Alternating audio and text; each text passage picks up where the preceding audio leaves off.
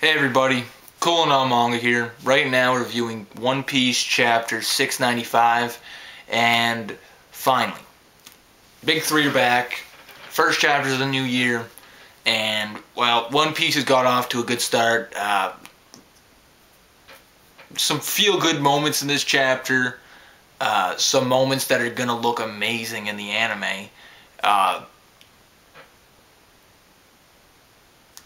The conclusion to the Buffalo Baby 5 Franky fight, the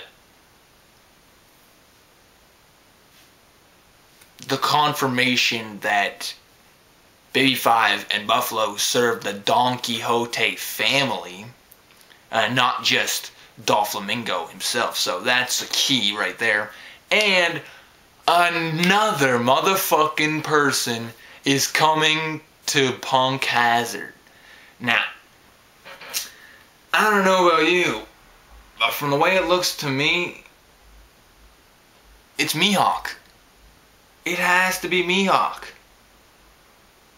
It's either that Jack guy or it's Mihawk, because the way I look at it, the silhouette looks like Mihawk with a cape, his hat on, and his sword. Just, floating on his boat thing that he had way back in the East Blue arc. Now, if he is floating on a small boat like that in the New World, and he was just sleeping, apparently, he's like, oh, I overslept a bit. In the New World, on a small boat like that, this guy must be a beast. Okay, he must be a beast. It has to be Mihawk. It has to be, because Mihawk doesn't have a devil fruit power, and people without devil fruit powers in the One Piece world can basically do anything in the water, as long as they're strong. So like Rayleigh, he's already he swam through the calm belt.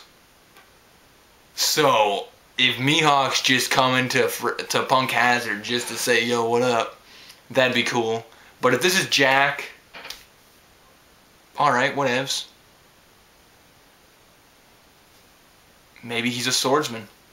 But anyways, overall this chapter was, it was pretty good. I liked a few parts. The laser beam, Franky, Shogun. Just stepped up, man. Just stepped it up.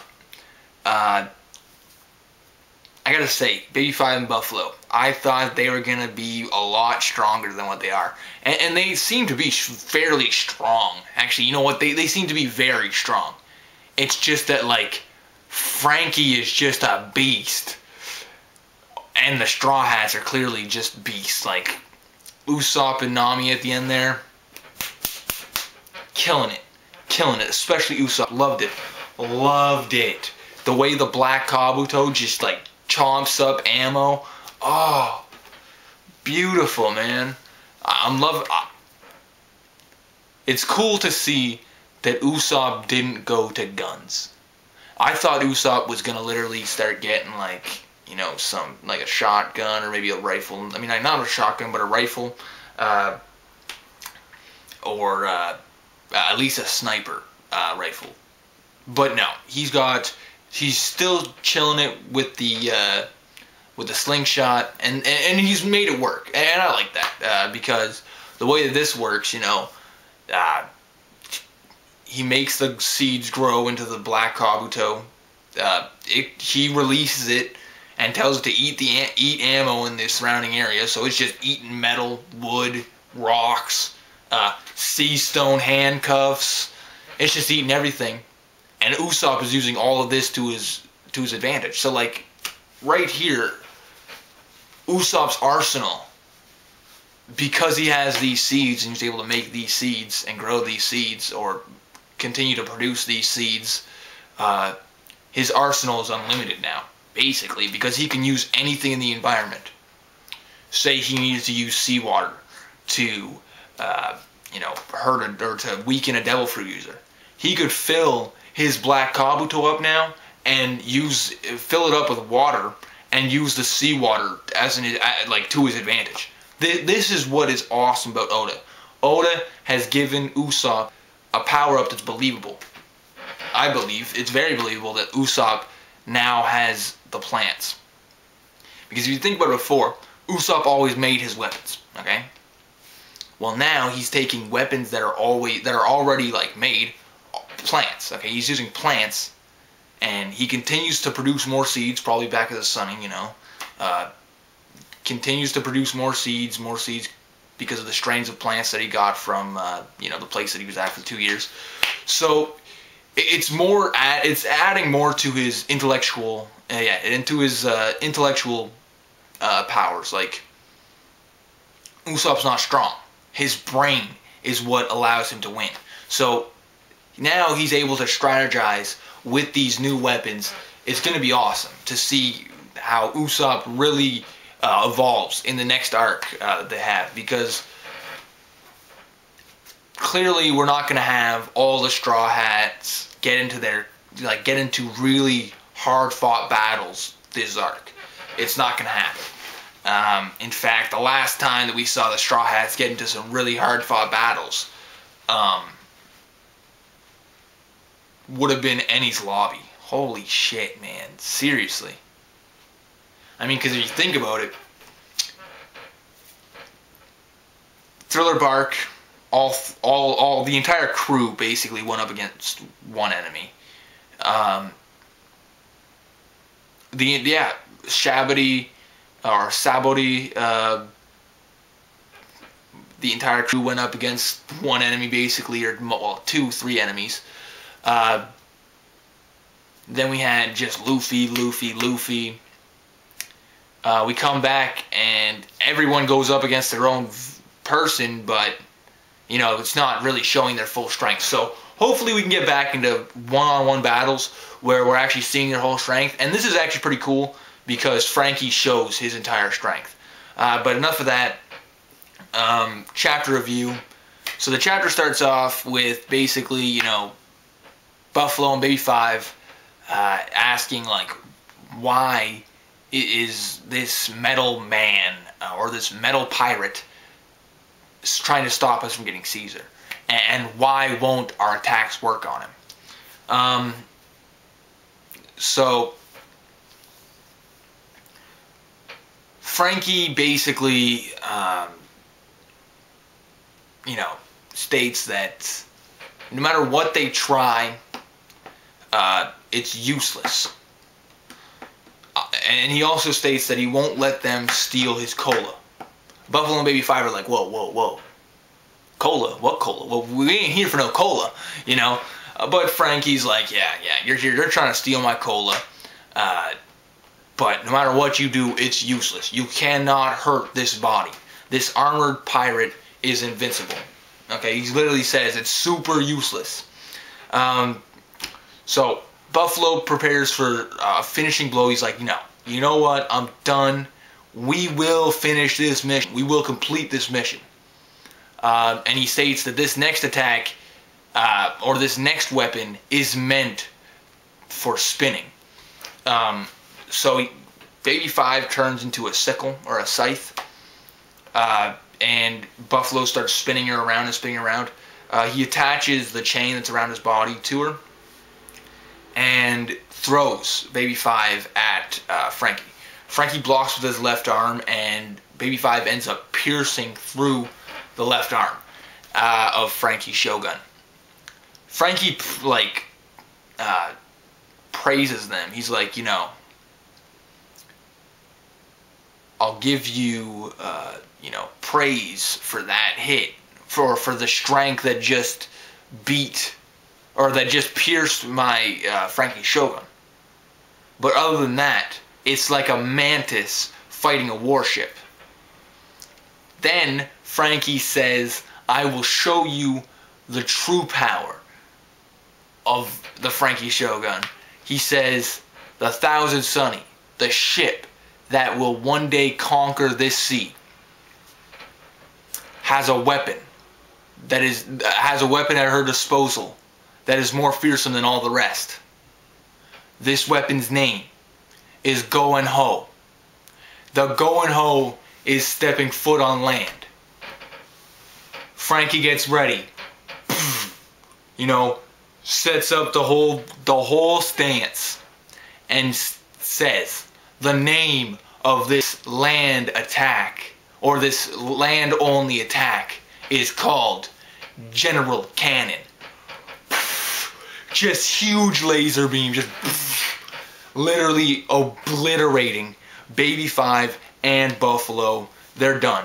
On the ground, hitting the ground, and they're like, wow, this guy's crazy. Buffalo is asking, why is this kind of a man trying to stop us from taking Caesar? Franky finally realizes, you know, that Caesar is their goal, because he sees Caesar down on the ground. He's like, oh, well, what the hell is Caesar doing over here? And if you guys are trying to get Caesar, well, then I kind of can't let you escape. Buffalo and Baby 5 get up, and Franky's like, oh, you guys aren't just some small fry. And, you know, Buffalo's like, don't you lump us in with garbage. If you do that, you'll be dragging our master Joker's name through the mud. Simply because he has faith that they can do this mission. Since he has faith, if they fail, they will have dragged his name through the mud. Just as this happens, we cut to Luffy, Usopp, and you know, the rest of the crew. And Usopp's like, Nami, we need some wind, right? Because there's the gas at the entrance to the cave that they're in. It's surrounding the entire mountain range. So Nami uses her weather science to blow the gas away, and the Straw Hats, the Marines, the kids, and Law all land safely on the island to Buffalo and Baby 5's surprise. Franky's like, oh wow, you guys sure took your time. I was getting tired of waiting, right? Instantly, Usopp, Chopper, Luffy, they're like, the Shogun! You know, all of a sudden the Marines and the kids look, ching, ching, ching, little sparkles around Franky. Everyone's just like, oh my god, it's a robot. You see, like, Tashigi, Nami, and Robin, and they're just like dead silent. They're just like, why?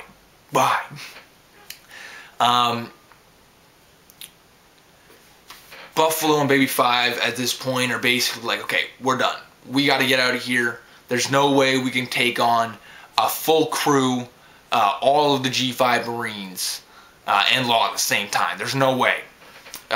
So we're just gonna. They decided to just take Caesar and peace out. And as they're trying, Usopp states that, oh, well, airborne enemies are my specialty. But Law interrupts and says that they're getting away. He tries to use his shambles, but Luffy says, hey, calm down. Usopp said he could handle this. So Usopp gets ready to take out Buffalo when Nami steps in and says, you know what, I've been running this entire time. I haven't had my fill of fighting. So I'll help too. And then Nami and Usopp, well, actually, first Nami says that this is an alliance, okay?